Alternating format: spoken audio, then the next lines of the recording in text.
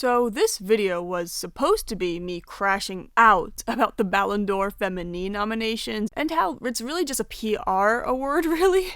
But it seems the situation at Barcelona has somehow gotten worse.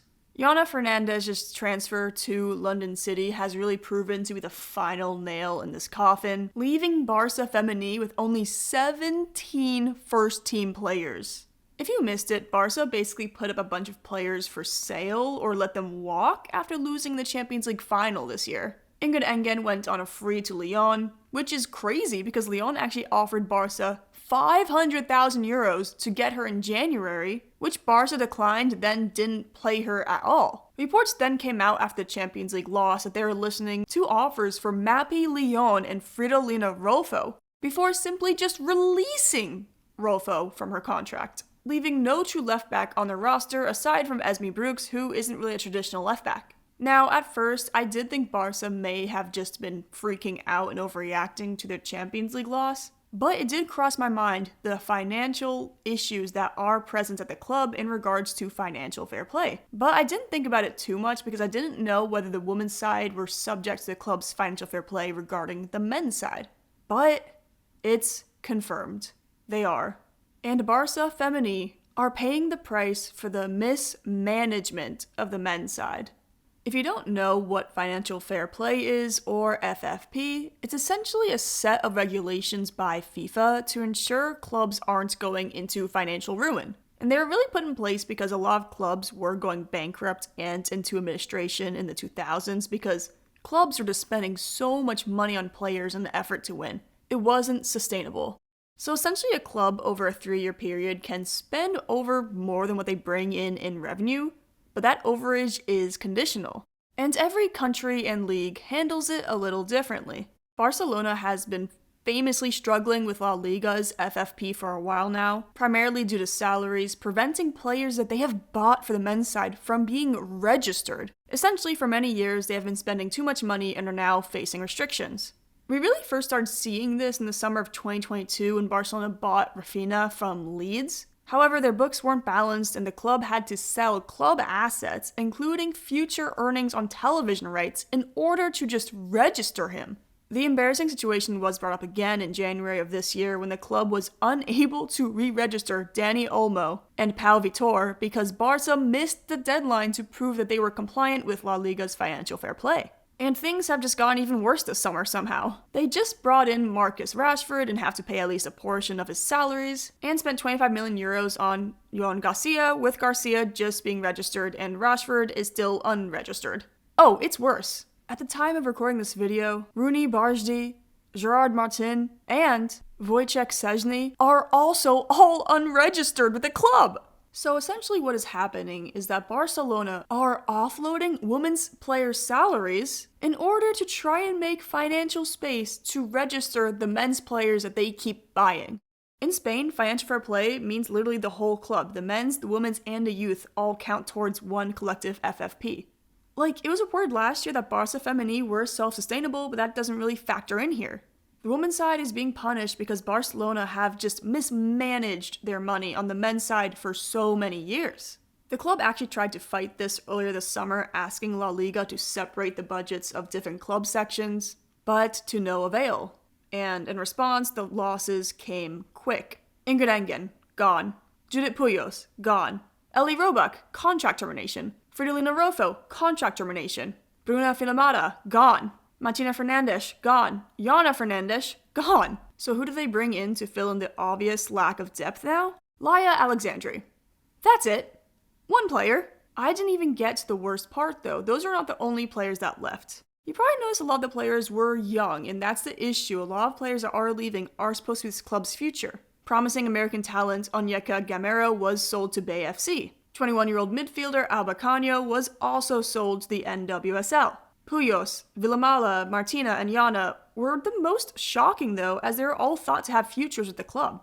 Which is why the sale of Jana Fernandez to London City for £200,000 is eliciting this type of reaction. She was really supposed to be the future of this club and has so much talent at the age of 23. And I saw some people saying $200,000 is a little too low for her. To that I would say I'm not sure. We don't really know the exact demographics of market values since it keeps getting reset every window. Wait, what? It's actually a contract termination? What is going on? The loss of Jana Fernandez further highlighted the growing issue Barça Femení was really facing this summer. Literally no depth. Someone posted this updated lineup on Twitter, and oh boy. Yes, the starting 11 is still like the best in Europe besides potentially Lyon this year, but again, there's no subs. Like, they are one communicat medic tweet from being screwed. They do still have some talented options from the academy, but I don't even know the financial restrictions around that. So basically, it's probably just going to be a season with child labor.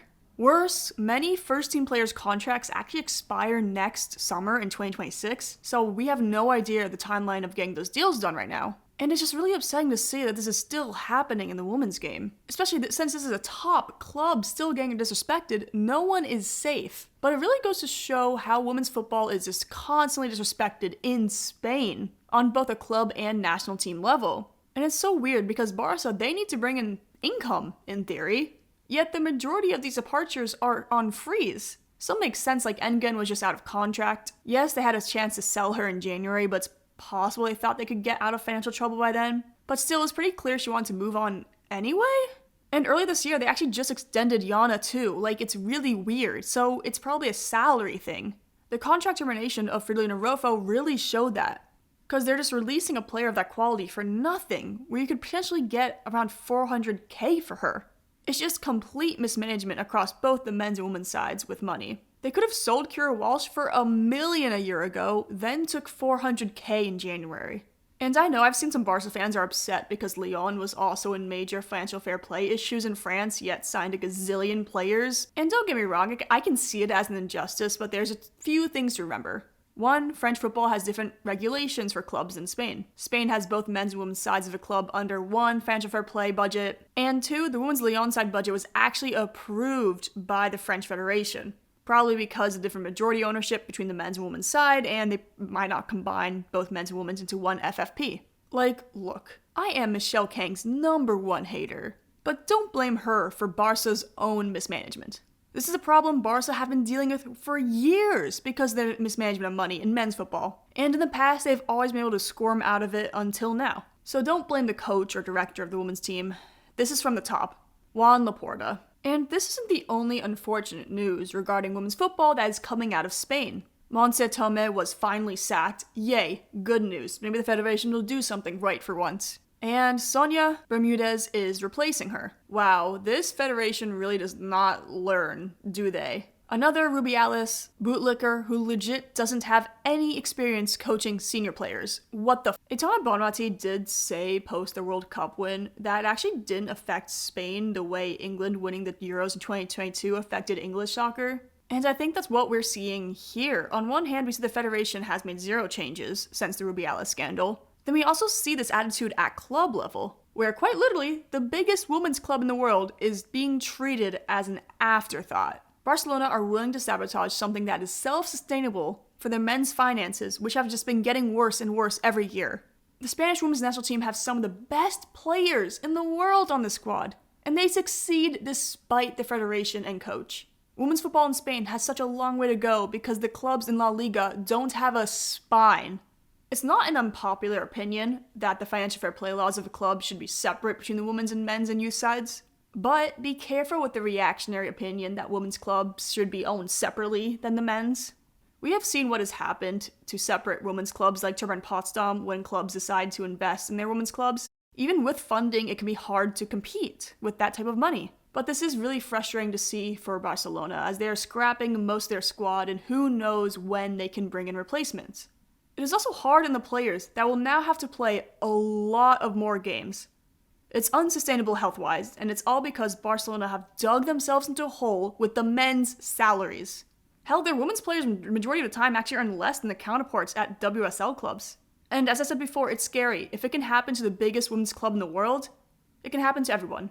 The Spanish Federation is also completely rotten from the inside out, and it's possible women's football in Spain will suffer a huge setback unless Barca pull their finances together.